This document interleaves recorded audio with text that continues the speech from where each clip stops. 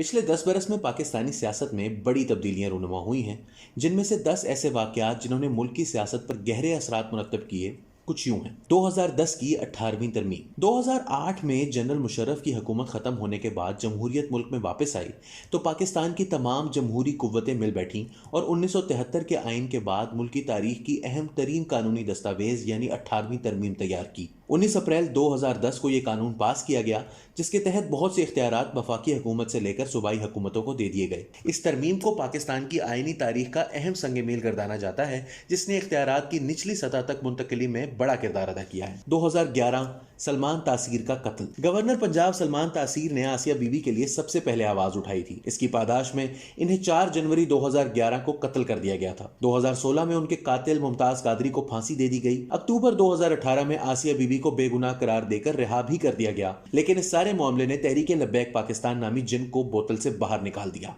Usama bin Laden की पाकिस्तान में दरियाफ्त और हलाकत 2011। अलकायदा के बानी उसामा बिन लादेन को मई 2011 में एबटाबाद के कंपाउंड में ढूंढकर कत्ल कर दिया गया था। यह कत्ल अमरीकी कमांडोज ने किया और इसके बाद पाकिस्तान और अमरीका के ताल्लुकात में खासी कशीदगी पैदा हुई। यह खलीज उसामा बिन लादेन के कत्ल के वाक़े के बाद से बढ़ती ही चली गई है और दोनों ममालिक के दरमियान ताल्लुकात सीपैक के बाद तारीख की निचली तरीन सतह पर चले गए थे। 2013 इंतखाबात में मुस्लिम लीग नवाज की कामयाबी। 1999 में नवाज शरीफ को बेदखल करके जनरल मुशर्रफ ने इक़्तिदार पर कब्जा कर लिया था। नवाज शरीफ कुछ अरसे जेल में रहने के बाद जिला वतन हो गए थे और लगता यही था कि वो मुल्क की सियासत में कभी वापस नहीं आ सकेंगे, लेकिन 2007 में वो ना सिर्फ वतन वापस आए बल्कि 2013 के इंतखाबात में बड़े मार्जिन से कामयाबी हासिल करके पाकिस्तान की तारीख में 3 मरतबा वजीर आजम बनने वाले वाहिद शख्स बन गए। इमरान खान और ताहिरुल कादरी का धरना 2014। अगस्त 2014 में तहरीक इंसाफ और अवामी तहरीक ने एक साथ इस्लामाबाद की तरफ मार्च किया और हुकूमत को बरतरफ करने के लिए धरना दिया। इमरान खान का धरना 2013 इंतखाबात में मुबैना धांधली के खिलाफ,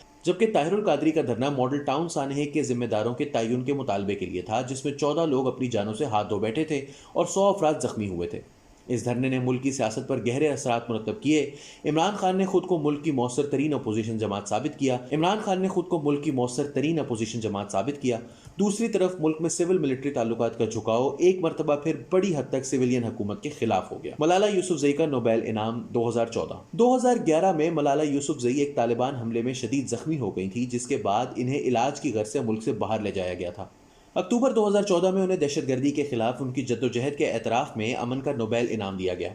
इस इनाम ने दुनिया के सामने पाकिस्तानियों की दहशतगर्दी के खिलाफ जंग में कुर्बानियों को उजागर किया। मलाला यूसुफजई पाकिस्तान की नौजवान नस्ल के लिए एक मिसाल राह हैं।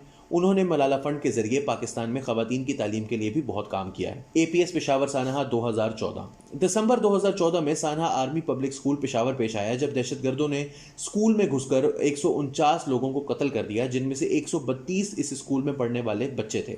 इस सानहे ने पाकिस्तान के ज़मीर को झंझोड़ कर रख दिया।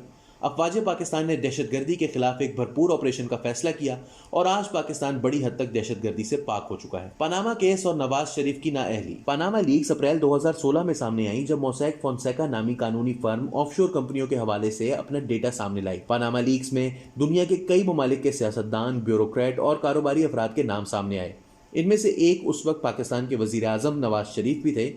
नवाज शरीफ के खिलाफ पनामा लीक्स के बाद सुप्रीम कोर्ट में एक केस चला।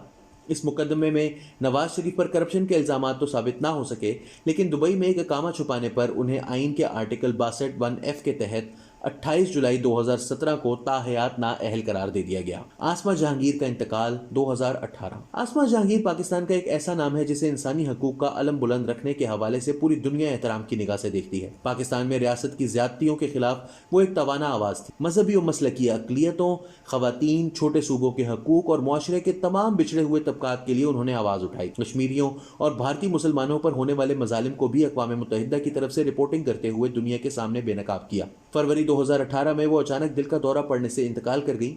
उनकी वफात ने मुल्क की सियासत में एक बड़ा खला छोड़ा है, जिसे पुर करने में शायद कई साल लग जाएंगे। 2018 इंतखाबात में इमरान खान की कामयाबी। इमरान खान ने 1996 में पाकिस्तान तहरीक इंसाफ बनाई थी और वो इसके बाद से मुसलसल करप्शन के खिलाफ आवाज उठाते रहे हैं। 2018 इंतखाबात में बिल आखिर उनकी 22 साल जद्दोजहद रंग लाई और तहरीक इंसाफ हुकूमत बनाने में कामयाब हुई। ताहम इस हुकूमत की कारकर्दगी पर बड़े सवालिया निशान हैं। मईशत के हालात दगरगू हैं और नैब तरामीम के बाद एहतसाब का नारा भी मांद पड़ता दिखाई देता है।